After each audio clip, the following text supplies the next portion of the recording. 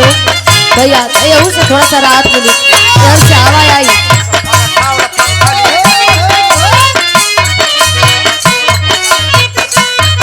ओहो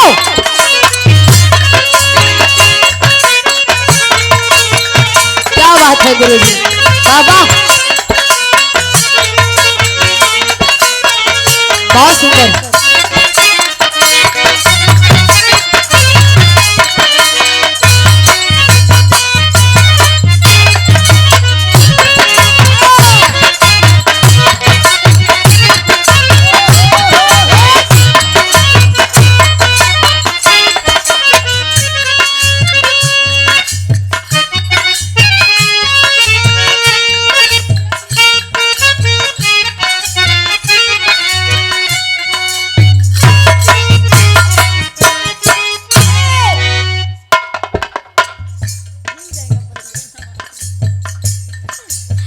बड़ा ही सुंदर गीत के संकेत के नियम मास्टर जी। कोनो दुल्ही अपने मन से धूके पिंटू भैया जैसे भौजाई तो हर बड़ाई करेली वैसे कोनो दुल्हीन अपने दुल्हा के बड़ाई करता कहा तारीख के बड़ा बढ़िया हुआ एकरा में कोनो शक संदेह बा और मंच पे गुरु जी के आगमन भइल बा। हम शाम की तनी जोरदार ताली बजा के सम्मान कर दिया आप लोग।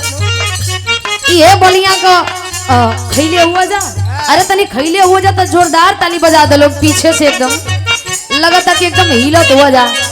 ढेर गर्मी लग जाता का भैया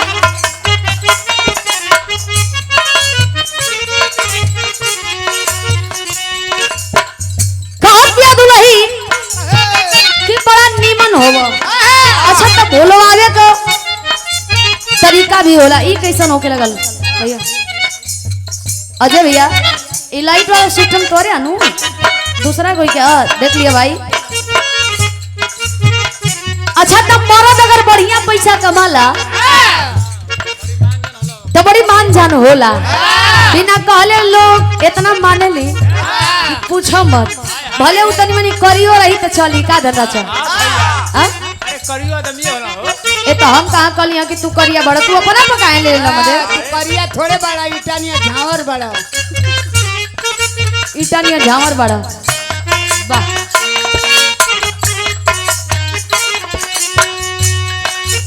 कहत दिया का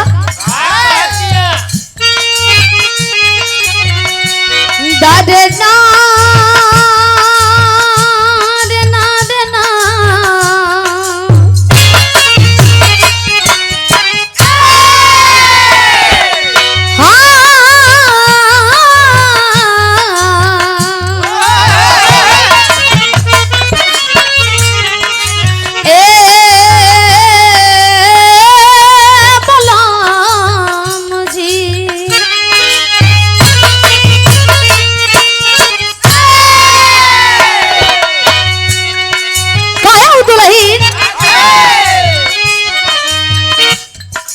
भैली हम बावरिया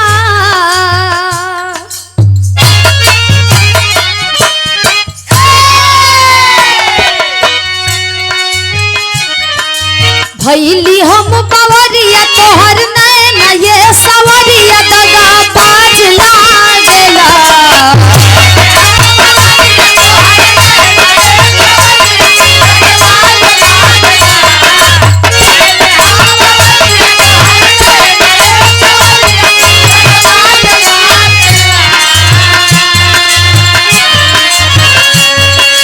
भैली हम बावरिया तोहर नैना ये सवरिया दगा बाज लागेला ऐसे जोड़ी रूपवा निहार ए बलम हमरा लाज लागेला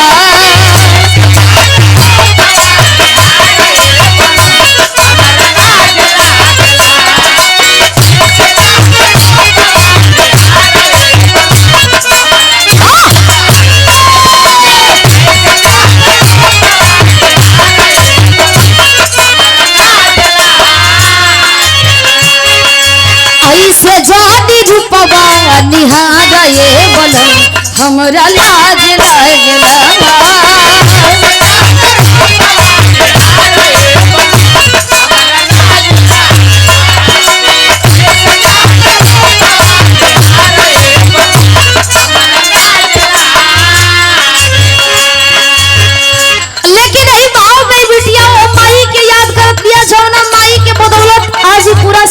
देखे के मिलता जौना बाबूजी के बदौलत ई पूरा महफिल सजल बा। दुनिया में 3 लोग महान है, इतना कैमरा लगल बा, एक रिकॉर्ड कर लिया तू लोग। दुनिया में 3 लोग महान है, माँ पिता और गुरु। माँ पिता जन्म दे करके दुनिया दिखाते हैं और गुरु अंधकार जीवन में ज्ञान दे करके प्रकाश भर देते हैं। इसलिए तो कहा जाता है कि दुनिया के हर भगवान के तराजू एक तरफ और माँ पिता गुरु के तराजू एक तरफ, फिर भी भारी पड़ जाइए। माई बाबू के दर्जा कोई न ले बा न ले पाई। माई प्रथम गुरु होली, प्रथम पाठशाला होली, माई से ही शिक्षा मिलेला। प्रथम शिक्षा के शुरुआत माई से ही होला। ओदा ले झूरा माई करेली, पाल पोस के बड़ा माई करेली, दुनिया से परिचय माई करावेली। कब कहाँ केकरा से कैसे बोले बतियावे के बाद सब शालीनता और व्यवहार के माई सिखावेली। पिताजी रात दिन संघर्ष करेलन अपने बेटा और बेटी के उज्जवल भविष्य खातिर के, और वो गुरु जो डांट लगा करके, मार करके, फटकार लगा करके हमेशा अच्छा शिक्षा, अच्छा तालीम देवेलन और यह सोचलन कि मेरा पढ़ाया हुआ हर वो बच्चा बच्ची कामयाब हो, ताकि आगे चल के कहीं भी मिले तो मैं गर्व से कह सकूं कि ये मेरा पढ़ाया हुआ बच्चा बच्ची है।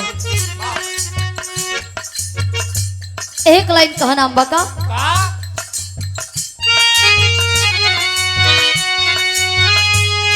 ममता से भरा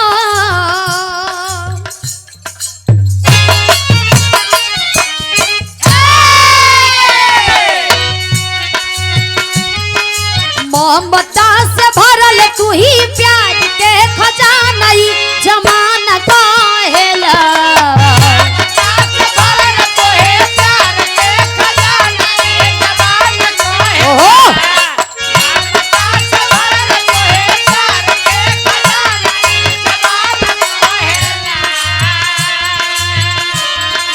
ममता से भरल तू ही प्यार के खजाना जमाना कहेला। ओ हरी दया से आज ये हो मोरी माई हमार साज बाजेला।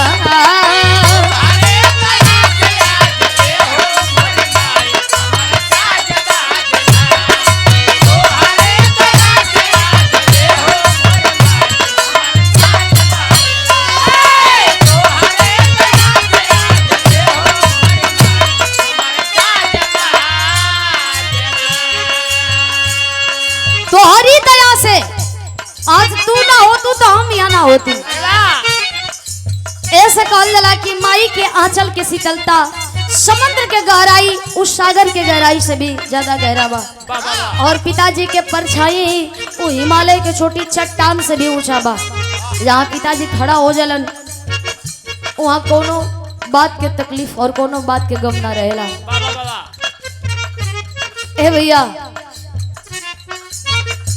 सीते जी कदर कर लो, अगर कदर करे के बताओ नहीं मर गया के बाद फिर कदर कैला से कोनो फायदा ना मिले वाला बा।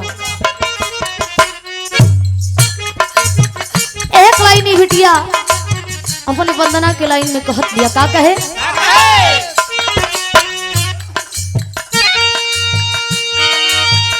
नौब बहिनवा अगर भवा में रखी के पाली पोसी कैलू जवान हो।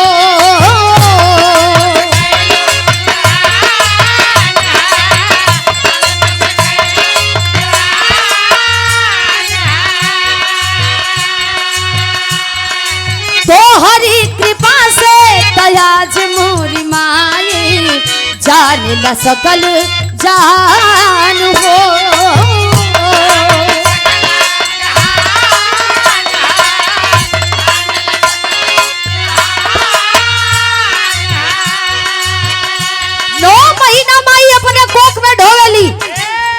खून पसीना कतरा कतरा से सींच के हरू दुख हरू दर्द हरू पीड़ा के सह के जन्म देवेली। बारे माई माई अपने कितना हो भी दुख में रहेले, लेकिन मजाल जे कोनो एगो खरोच लग जाला बेटा और बेटी पर तो माई छाती पीट पीट के रोवेले, हर देवी देवता के यहाँ जाके मिनती फरियाद करेले कि हमरा के लाख गम दे दा, लाख दुख दे दा, लेकिन हमरे औलाद के कोनो दुख मत दिया। ओ माई होले का फेरलू नजरिया तू जब हमरा ओरिया हमर काज बानेला।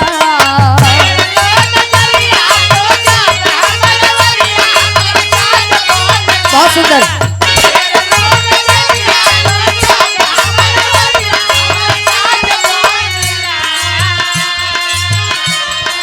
फेरलू नजरिया तू जब हमरा ओरिया हमर काज बानेला।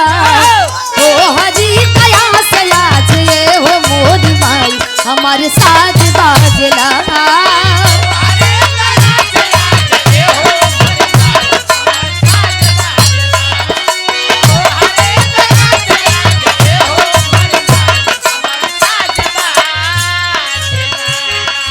जब जब भी बिटिया हिम्मत हार जाले तब माई सर पे हाथ फेर के कहलू कि अबे दुनिया देखे के बा, इतने में नहीं हारे के। आज ए महफिल में बैठल ओ शख्स के, ओ भाई के बहुत याद आवत हुई उनकर माई, जिनकर माई एमा नहीं थी। कहे मा जे बैठल बा सबकर माई एजा बटले बाड़ी, कोई कोई के माई बाड़ी, कोई कोई के नहीं थी। वो इंसान के समझ में आवत हुई कि माई बाप के कदर का होला। एक लाइनी बिटिया कहत बिया बस इतनी सने दो जमुना से तोरा बिटिया के साज समाज और आवाज हमेशा सही सलामत रहे, गावत बजावत इन लोगन के आशीर्वाद और प्यार पावत रहे। का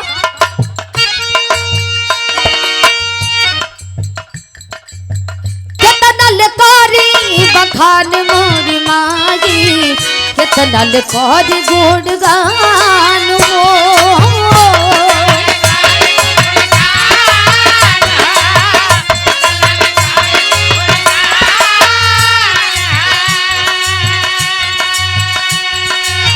हमारा लतू ही भगवान मोरी जननी, तोहरा चरण में चारों दान हो।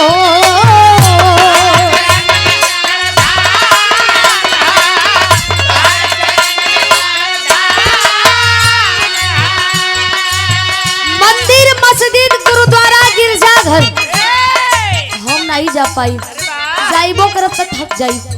ऐसे बस इतने फरियाद करब कि तोरे चरण के धूल हमरा मिल जाए और उहे हमरा खातिर के सब कुछ बा। का स्वर संगीत के तोहरे से माई मोर आगाज हो गेला।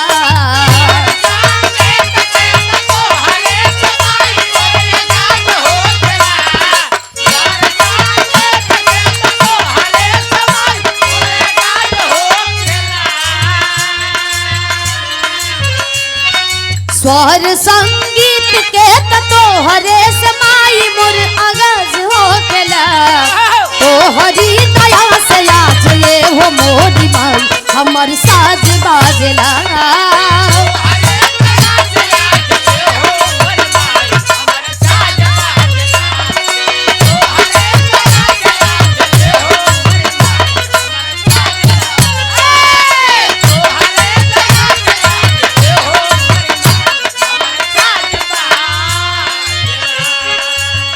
आखिरी भाव कहल गई बा कि दुनिया में ये सच्चाई बा कि कबो हिमालय के लोग रुमाल से नहीं ढक पाई। ए लिए माई बाबू के कितना हूँ भी बखान, गुरु के कितना हूँ भी बखान कर दिया जाओ, कबो ना उड़ाए वाला बा ना खत्म हो पाई। ए भैया माई बाबू के दर्जा और कर्जा के ना कोई भर ले बा ना भर पाई। का गुरु जी सूर्य के आगे कितना हो भी लाइट दीपक जला दिया जाओ फिर भी फीका ही पड़ जाला ना। ऐसे आखिरी भाव कोने बगिया के छोटा सा पौधा बनी का पत्तू अच्छा बरसू खदंदन के माये हल तू भगिया जगाए हो।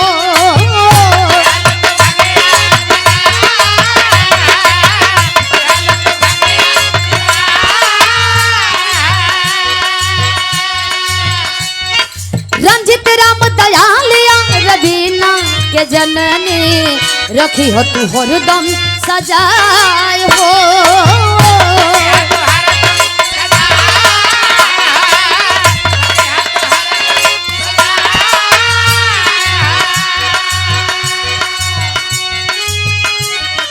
तो हरे ही दम पे आज जोखन कलम पे तानी जाज बांधला।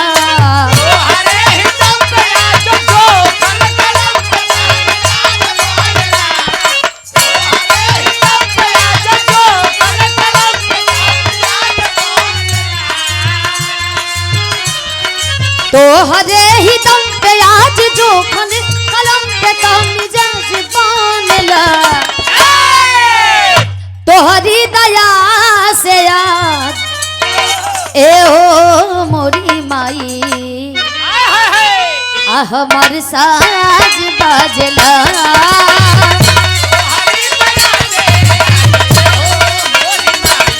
हमार साज बाजला।